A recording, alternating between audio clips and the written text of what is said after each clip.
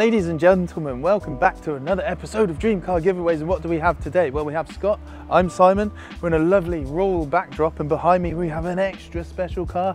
If you've watched these before, you might have seen that we've actually done a full review on a Mazda RX7, but we're trying something a little bit new. We're going to do mini reviews on extra special cars, and this one is extra special, Mazda RX7 FD to be exact. These were produced between the years 92 and 2002, so that's a very long production time, 10 years in fact. In 99 we got this, so you get different bumpers, different lights, different spoiler. It's more desirable because it looks better. People with other RX7s generally get all the 99 parts to put on them just because it's just extra spicy. So this one in particular, obviously it's powered by the 13B. I'll let you argue in amongst the comments, is it a 1.3? Is it a 2.6? Technically it's two rotors, so that's 2 times 1.3 equals 2.6, but I'll let you argue that out. From factory they produced around 270 horsepower as per the Japanese gentleman's agreement, but we all know they produce around 300. This one in fact, even though the engine's all standard, it's got some HKS breathing mods, such as hard pipes for the intercooler, intake, HKS silent power, full stainless steel exhaust system. It produces around 350, but it does feel like more than that. And on the outside, it looks insane. One of my favorite wheels ever, the T37s, Ray's Volks Racing to be exact. It looks absolutely incredible.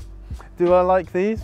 I love them. I think they're one of the best looking cars that have ever come out of Japan. That along with the R34 GTR and obviously some Hondas because I'm a Honda boy.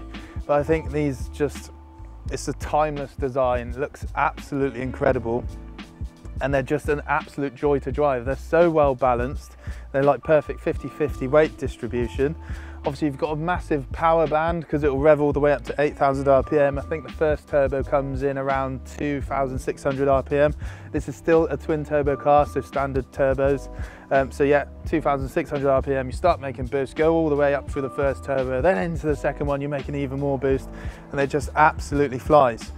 So I guess all we've got to do now, Scott, is you've got to get in that seat and be passenger princess and go for a little bimble, eh? Scott, come on. Oh.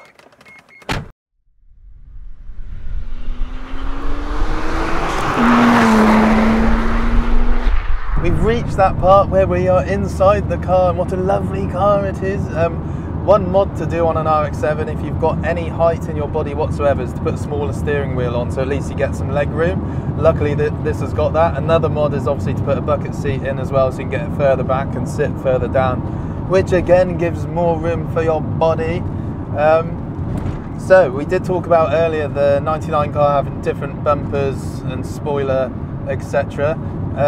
But they are functional. It's not just for looks, although they do look better. The spoiler, you can, well, in 99 you could then adjust it, so you could actually adjust your lap timings by adjusting that downforce at the back end. And with the front bumper having a bigger opening in it, obviously that means you get better cooling. But behind that front bumper you had a revised radiator and intercooler setup, which again, coupled with that front end, meant you got better cooling, so that's very good. Another thing you got on the 99 car is revised the turbos, so they had a different bearing and seal setup, which meant they came on to boost a lot sooner. And I think boost went from 9.08 psi to 10.8 psi from memory. So yeah, you got more boost.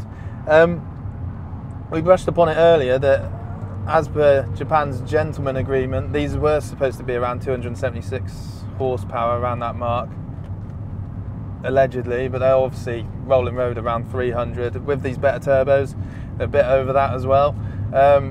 It's uncertain whether this has been mapped at all, but it does go really, really well, and I have driven a few of these, and this is definitely one of the better ones.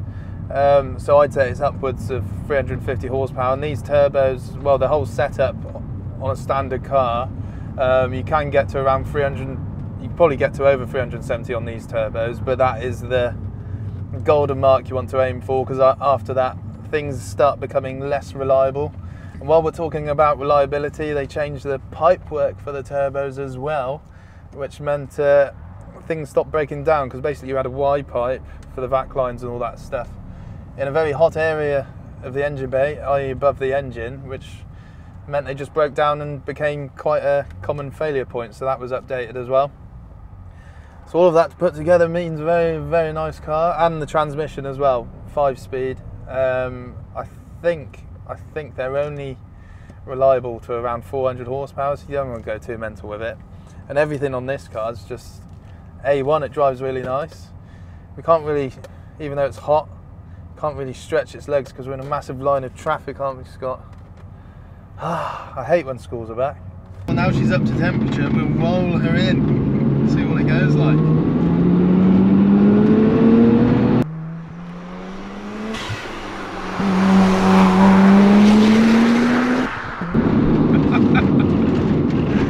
These are such a good chassis. And the ergonomics of the seat setup are absolutely perfect as well. Heel and toe is really easy because the pedals are nice and close together, they're all level as well. It's just spot on. I absolutely love driving these. I'd love to have one with a K-swap in there. Oh, can you imagine?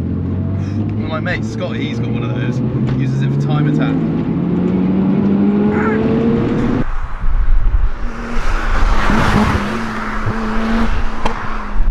And we are back from our gentle drive out in the Mazda RX7. What do we think of it? Incredible. As I said all the way through, these are such a well-balanced car. And like any JDM hero car, this is definitely one of them. If you get them as close to stock as possible, put some good suspension, good wheels, good tyres on, they are just absolutely perfect. Like, they're so good, so rewarding, and they feel, just with some updated suspension on, updated tyres, they just feel how Japan intended them to feel, and they're just so special. I know I say it all the time, but I'm very lucky to be able to do this and drive things like this. What's your favourite RX7? Is it the 99? I think it is. Is it the Bathurst? I don't really like the wheels on the Bathurst, I'm going to be honest.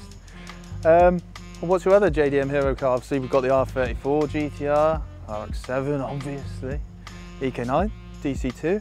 What else? Tommy Mackinnon. What's yours? Let us know in the comments. Obviously don't forget to tap that notification button, follow us at Dream Cars, follow me at Cy Bucknell, everyone the other socials. And yeah, thank you very much for watching. If there's anything you want us to see a bit more of an in-depth look at, let us know in the comments below. Thank you very much for watching. Thank you, Scott. Thank you, Dream Cars.